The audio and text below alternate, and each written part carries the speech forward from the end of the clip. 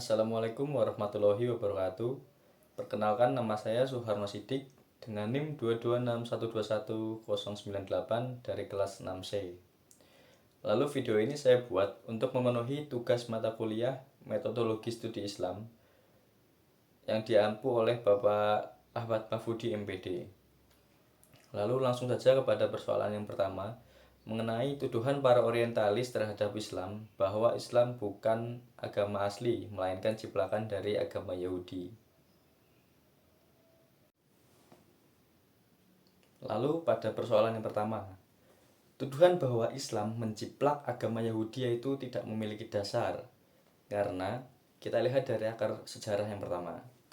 Akar sejarah yang sama antara Islam, Yahudi, Nasrani berasal dari ajaran Nabi Ibrahim mengenai konsep tauhid. Sehingga terdapat kewajaran apabila dalam prinsip tauhid dan ajaran moral itu sama. Akan tetapi hal ini memiliki perbedaan yang sangat mendasar seperti konsep Tuhan, konsep hukum syariat, dan ibadah.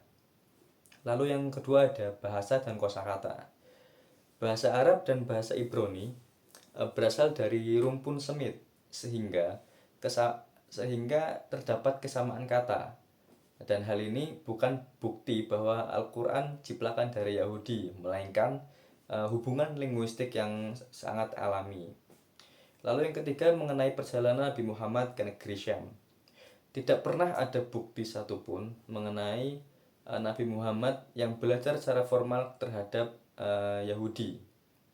Justru banyak ajaran Islam yang memiliki perbedaan yang sangat berbeda dari ajaran Yahudi, yang menunjukkan agama Islam bukan sekedar modifikasi. Lalu terdapat keunikan dari Al-Quran, karena Al-Quran memiliki gaya bahasa, isi dan struktur yang sangat berbeda dari Taurat. Selain itu, Al-Quran juga mengandung ilmu pengetahuan dan fakta-fakta sejarah yang tidak ditemukan di kitab-kitab sebelumnya, baik di Taurat, Injil, dan Zabur. Lalu saya dapat menyimpulkan bahwa kesamaan ajaran tidak dapat membuktikan sebuah penciplakan, melainkan kesinambungan wahyu dari Allah.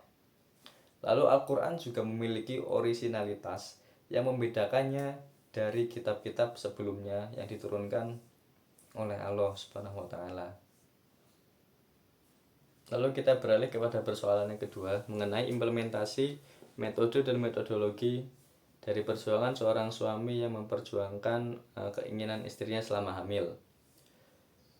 Kepada metode yang pertama atau cara ataupun teknik yang merujuk pada langkah-langkah yang spesifik yang digunakan untuk mencapai tujuan. Pada kasus ini yaitu tujuan untuk mendapatkan kelapa muda untuk sang istri. Lalu ada beberapa metode yang bisa digunakan dalam kasus ini. Yang pertama ada metode negosiasi. Sang suami bisa berbicara dengan tetangga pemilik pohon untuk meminta atau membeli kelapa muda tersebut. Lalu yang kedua ada metode tukar-menukar. Apabila tetangga tidak mau menjual, suami bisa menawarkan barang dan jasa sebagai ganti dari uang tersebut. Lalu yang ketiga ada pemanenan berisiko. Jika tidak ada cara lain, suami bisa memanjat pohon sendiri dengan peralatan yang aman, akan tetapi dengan izin tetangga. Lalu ada yang terakhir metode delegasi. Suami bisa meminta bantuan orang lain atau pemanjat kelapa profesional untuk mengambilkan buahnya. Lalu kepada metodologi dan pendekatan alasan pemilihan metode. Metodologi merupakan sistem atau prinsip yang digunakan untuk menentukan metode mana yang sangat sesuai kita gunakan di konteks ini. Misalnya kepada pendekatan etis dan legal, yaitu memilih metode yang norma tidak melanggar hukum. Dengan pemisalan kita meminta izin atau lalu membeli kelapa tersebut. Lalu ada efektivitas metode yang digunakan, kita tidak perlu mengambil kelapa secara sendiri akan tapi kita meminta bantuan orang lain. Lalu ada pendekatan kemanusiaan, kita memastikan bahwa metode yang kita gunakan itu tidak merugikan orang lain atau tetangga tadi. Jadi kita harus memastikan bahwa kelapa itu boleh dibeli ataupun boleh kita barter dengan jasa dan barang kita. Lalu dapat kita simpulkan mengenai metode dan metodologi yang kita gunakan dalam kasus ini. Jadi metode merupakan tindakan yang nyata yang kita lakukan untuk mencapai sebuah tujuan. Sementara kita kepada metodologi merupakan kerangka berpikir dalam memilih metode yang terbaik. Dan dalam kasus ini pendekatan terbaik yaitu dengan menggunakan metode legal dan etis dan aman untuk mendapatkan kelapa muda tanpa membahayakan diri sendiri ataupun merugikan orang lain. Lalu kita kepada pertanyaan yang terakhir, yang ketiga, mengenai penjelasan konsep metodologi studi Islam dan apakah mungkin Islam bisa disebut sebagai ilmu pengetahuan. Lalu jelaskan mengenai aspek-aspek dan sumbernya. Lalu yang pertama mengenai peta konsep MSI. Metodologi studi Islam yang sudah kita pelajari merupakan kajian tentang cara atau metode yang digunakan dalam memahami, meneliti, dan menganalisis Islam secara sistematis. Lalu ada beberapa aspek-aspek utama dari MSI mengenai sumber kajian Islam. Yang pertama yang kita ketahui ada 4, yaitu Al-Quran, hadis, ijma, dan qiyas. Lalu terdapat pendekatan dalam studi Islam, yaitu awam adalah pendekatan teologis berdasarkan wahyu dan pendekatan historis berdasarkan sejarah, dan masih banyak yang lainnya. Lalu metode di dalam studi Islam yang bisa digunakan seperti metode tafsir dalam pentafsiran Al-Quran, lalu ada metode hadis, ada metode fikih, ada metode sejarah juga. Lalu sekarang kita beralih kepada apakah Islam dapat disebut sebagai ilmu pengetahuan.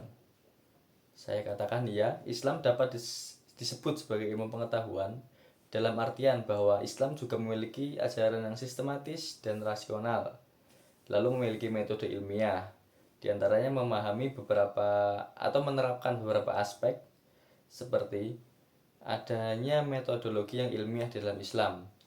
Islam memiliki metode menafsirkan Al-Quran dan hadis secara jelas dengan metode usul fikih. Lalu pendekatan studi Islam menggunakan kaidah-kaidah ilmiah seperti menganalisis, mengobservasi, dan memverifikasi.